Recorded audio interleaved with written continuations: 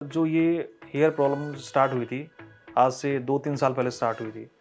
इसका एक main reason ये था, एक तो डाइट था और दूसरा था मेरा एक वेदर चेंज। पानी का बहुत चेंज हुआ, इधर से उधर मैंने ट्रांसफ़र हुए। स्टाफ बिल्कुल बिहेव सबका अच्छा है, बाकी स्टाफ के बहुत अच्छा है और डॉक्टर भी सब बहुत अच्छे हैं। और अभी मैं सर्जरी के लिए जाने वाला हूँ।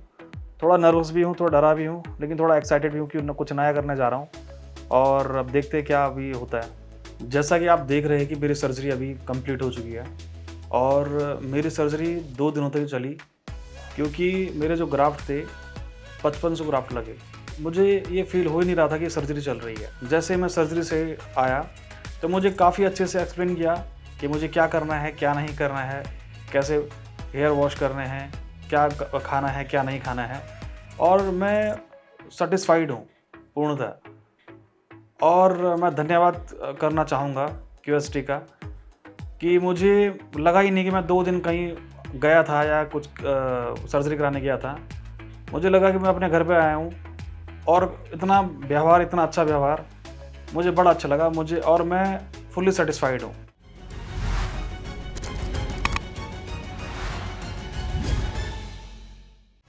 नमस्ते viewers, welcome to the official YouTube channel of QHT clinic, जहां हम लेटेस्ट हेयर ट्रांसप्लांट और स्किन केयर टेक्निक्स को पर्सनल टच के साथ कंबाइन करते हैं। यहां हम सिर्फ हेयर और स्किन नहीं ट्रीट करते, बल्कि हर एक पेशेंट के लिए यूनिक एक्सपीरियंसेस क्रिएट करते हैं। आज के वीडियो में हम आपके साथ शेयर करेंगे पेशेंट का PRP session experience, that too in his own word. नमस्कार आप सभी को, मेरा नाम हिमांशु सती और मैं टिहरी गढ़वाल से आया हूँ और सर्जरी का आज मेरा 1 महीना कंप्लीट हो चुका है और मुझे 5500 ग्राफ्ट लगे थे, जो कि कुछ मेरे बियर्ड से निकाले गए, कुछ मेरे बैक साइड से निकाले गए। जो इधर से का पोर्शन है, कुछ इधर का पोर्शन है। और मुझे सर्जरी के बाद क्यूएसटी वालों ने काफ़ी बार कॉल किया, चाहे मेरा जो हेड वॉश था और मुझे सोना कैसे है, खाना क्या है, किस प्रकार से मुझे केयर करनी है, क्या लगाना है, क्या नहीं लगाना है, मुझे बहुत सपोर्ट किया। और आज मुझे कोई वैसे तो कोई ऐसे कोई इरिटेशन तो नहीं है।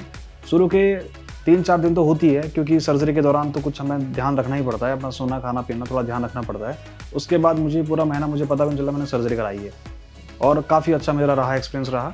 और आज मैं अपनी पीआरपी के लिए, फर्स्ट पीआरपी के लिए यहाँ पे आया हूँ। इसके लिए मुझे 2 दिन पहले कॉल ही आ गया था कि आप आइए, आपकी पीआरपी है और उस हिसाब से मुझे मेडिसिन वगैरह दी जाएगी। आज डॉक्टर से मैं कंसल्ट करूँगा कि मेरा रिजल्ट कैसा है। आप देख सकते हैं पूरा, मुझे कोई ऐसा कोई इशू नहीं है कि सर्जरी के बाद मेरा कि कोई दिक्कत हो, कोई इरिटेशन हो, कोई एलर्जी हो, नहीं, कोई ऐसा नहीं है।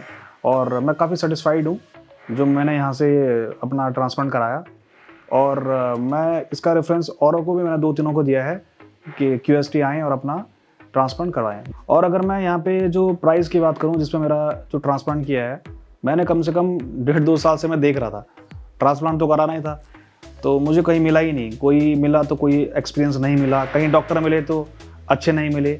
लेकिन यहाँ पे मैंने देखा, जो कंसल्ट किया, काफ़ी मैं सेटिस्फैक्शन हूँ प्राइस से कि सब कुछ इंक्लूड है, उसमें पीआरपी इंक्लूड है, सब कुछ बढ़िया। यहाँ पे मुझे एक जेन्युइन मुझे प्राइस लगा, तब जाके मैंने क्यूएसटी को अपना यहाँ पे मैं आया ट्रांसप्लांट कराने के लिए। और अभी आप 1 महीने का रिजल्ट देख सकते हैं पूरा। इस प्रकार से मेरे पूरे हेयर की कंडीशन है, ठीक है।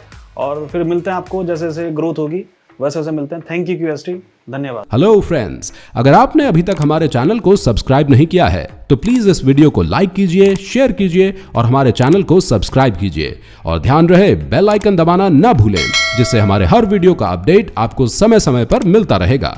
1 मंथ पहले जब पेशेंट ने क्लिनिक विजिट किया था, तब पेशेंट नॉर्वुड ग्रेड 5 बॉल्डनेस के सीवियर चैलेंजेस फेस कर रहे थे। एडवांस स्टेज ऑफ बॉल्डनेस की वजह से पेशेंट का स्कैल्प काफी अफेक्टेड था, जिसका इफेक्ट पेशेंट की अपीयरेंस पर पड़ रहा था। हेयरलाइन रिसीड होकर एम शेप में चेंज हो गई थी। फ्रंटल एरिया और मिड स्कैल्प में थिनिंग विजिबल थी और क्राउन रीजन भी स्लाइटली अफेक्टेड था। इस तरह के एक्सटेंसिव हेयर लॉस से पेशेंट की सेल्फ एस्टीम और सोशल इंटरैक्शंस पर भी इफेक्ट पड़ा है। पेशेंट का डोनर एरिया भी एवरेज कंडीशन में था, जो हेयर ट्रांसप्लांट प्रोसीजर के प्लानिंग और एग्जीक्यूशन में एक एडिशनल चैलेंज प्रेजेंट करता है। क्यूएचटी क्लिनिक के हमारे एक्सपर्ट्स ने पेशेंट के फेशियल फीचर्स से रेजोनेट करती हुई कस्टम शेप हेयरलाइन डिजाइन की है। इस हेयरलाइन को मिडिल से स्लाइटली लोअर और ग्लैबुला पॉइंट से प्रिसाइसली 7 सेंटीमीटर्स के डिस्टेंस पे मार्क किया गया है। इस तरह की मेटिकुलस पोजीशनिंग से ये इंश्योर होता है कि हेयरलाइन नेचुरल लगेगी और पेशेंट के ओवरऑल फेशियल स्ट्रक्चर को कॉम्प्लीमेंट करेगी। हेयरलाइन डिजाइन में कई फैक्टर्स को कंसीडर किए जाते हैं, जिससे एक नेचुरल और अनडिटेक्टेबल हेयरलाइन क्रिएट होती है।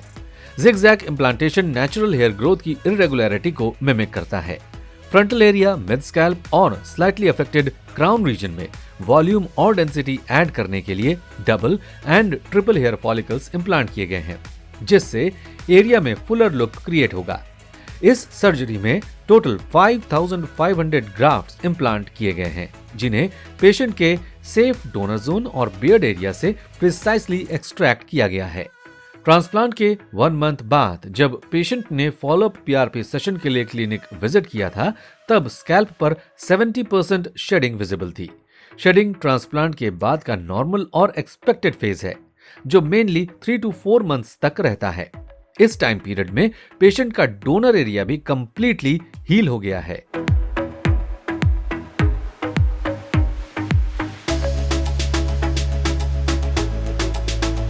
हेलो फ्रेंड्स, अगर आपने अभी तक हमारे चैनल को सब्सक्राइब नहीं किया है तो प्लीज इस वीडियो को लाइक कीजिए, शेयर कीजिए और हमारे चैनल को सब्सक्राइब कीजिए। और ध्यान रहे बेल आइकन दबाना ना भूलें, जिससे हमारे हर वीडियो का अपडेट आपको समय समय पर मिलता रहेगा। तो ये थी पेशेंट की 1 मंथ की जर्नी, जिसका एक्सपीरियंस आप पेशेंट के वर्ड्स में जान चुके हैं।